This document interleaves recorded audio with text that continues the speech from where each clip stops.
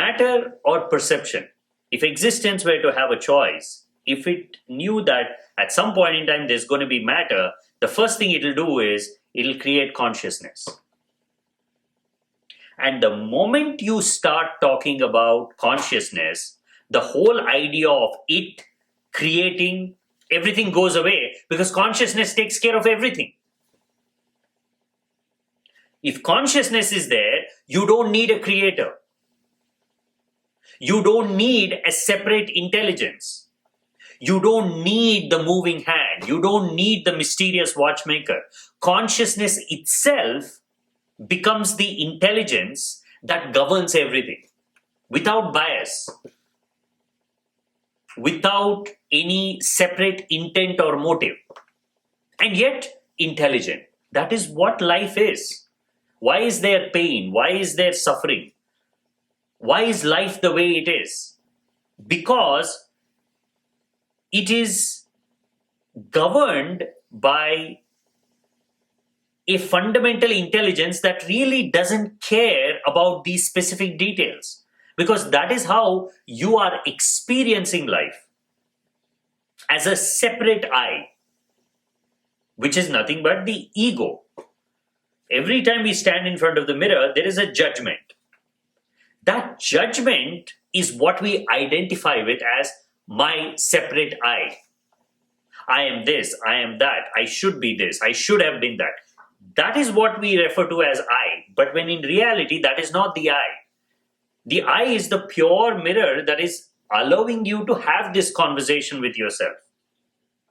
I is too simple, too subtle, too transcendental, and it is not hidden at all. We don't have to go inside the body, inside the brain cell, between the synapses of neurons to see consciousness. Consciousness is the fundamental nature of reality. Because it is the fundamental nature of reality, it sees everything, and to see itself, you have to remove all that is already clouding and affecting that reflection. That is how you dissolve the I or the false I.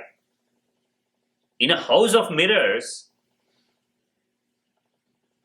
when there are a lot of things there, you will not see the mirror. You will see many things. But to see the mirror, you have to empty it. That is the process.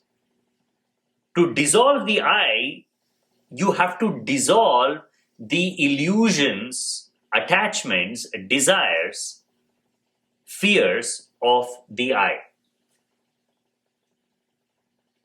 That's the dust that has settled on the mirror, which is not allowing us to see the mirror. Wherever we see dust. But still, that dust is so spectacular because it is on a mirror. It is on the purest of mirrors. It is on the most magnificent of mirrors. A non-physical, alive, aware, conscious mirror. So even that dust particle will look special because it is being animated by consciousness, because that cannot be taken away. In that sense, life is extraordinarily simple. There's nothing physical to it. It's lights and shadows, movement, change, colors, textures, experiences. But what is giving this richness, emotion, pain, fear, anger, love, all those things that we cannot see is what makes life so enticing, not the images. Imagine you could see the images, but you can't hear anything, you can't touch anything, you can't smell anything, you can't think about things. Then what is the meaning of all the colors? They don't mean anything. Consciousness has the power to take even the simplest of things and to turn it into something spectacular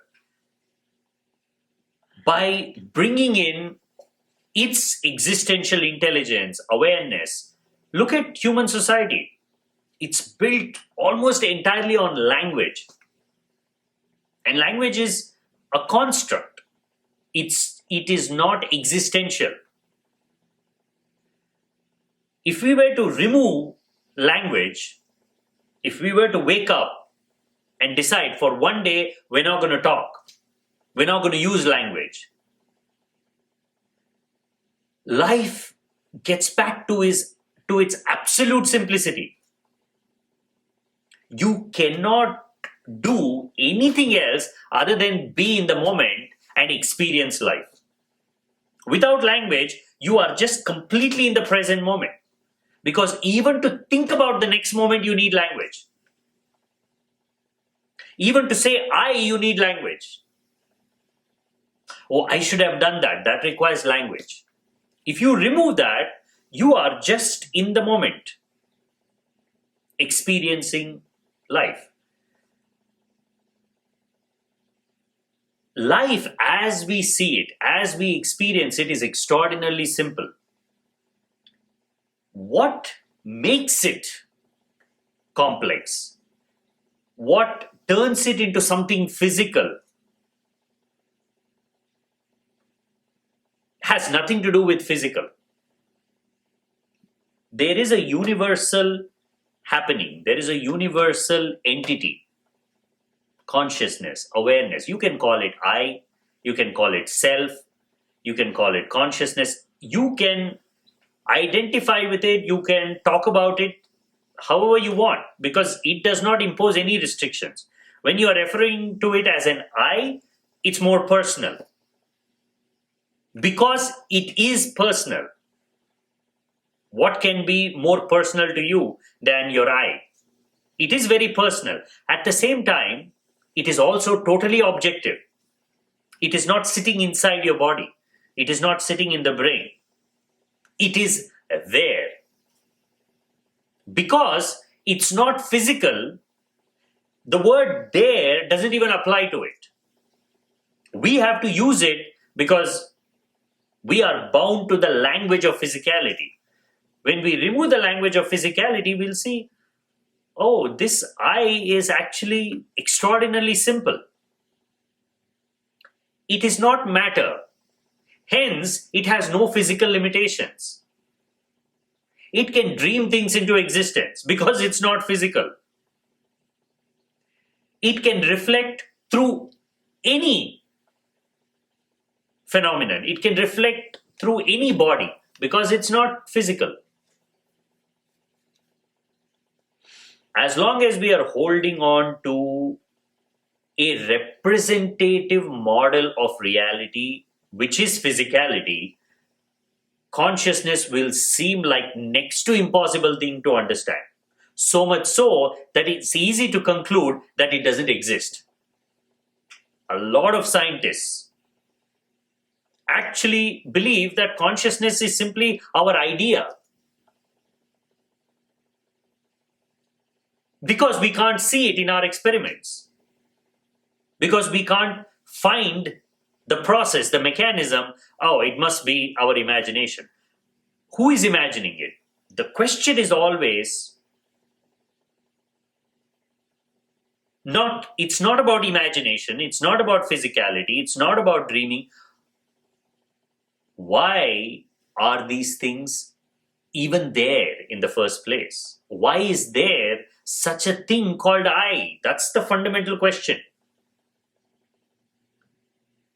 Why do I look like this? Why do I talk like this? Why is the world like this? Are all secondary questions, which is what we have been mostly preoccupied with, secondary questions. The primary question is simply, who am I? Not what am I? Not why am I? It's so easy to deviate. Even a small deviation, we are on a completely different track. Who am I? That's the only question. Who am I? There begins the inquiry. And this cannot be analyzed from outside. I cannot be analyzed from outside. You have to experience it for yourself. So, dissolving the I is a simple process of removing all that is blocking it. What is blocking my experience of I? It's not hard to see. Just sit, close your eyes. You will immediately see what are the things. Too many thoughts, too many desires, and too much of running around. Quick movement from one thought to another, to another, to another. There is no pause. So we need to cultivate the pause. We need to nurture it. We need to grow it. I, in most human beings, is simply a potentiality. It's not a reality. What people refer to as their I is simply an extension of their imagination. The seed is there. That is why you're able to think about it. That is why you are asking this question. It's such an important question, such a profound question. Even if you can come to this point, how do I dissolve the separate I, says so much about your I, that it is real. And you're wanting to know it. What a universal, what a tremendous question to ask. How do I dissolve my separate I? How many creatures of existence can ask this question? The fact that you're asking this question means you really want to know the real you.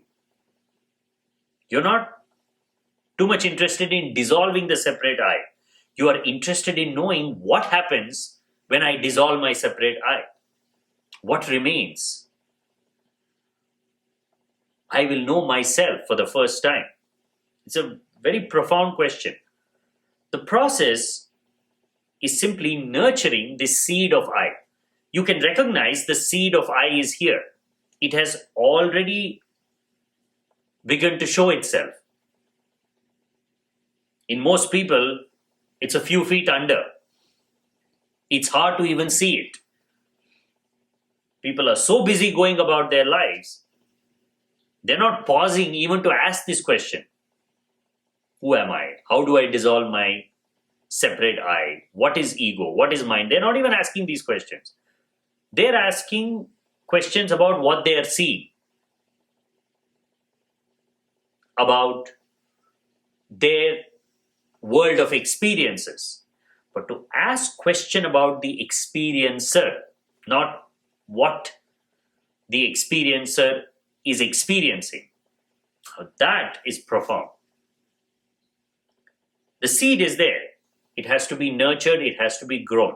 Initially, it will be slow. Keep watering, waiting. It seems like nothing is happening. Days, weeks. Suddenly, something happens.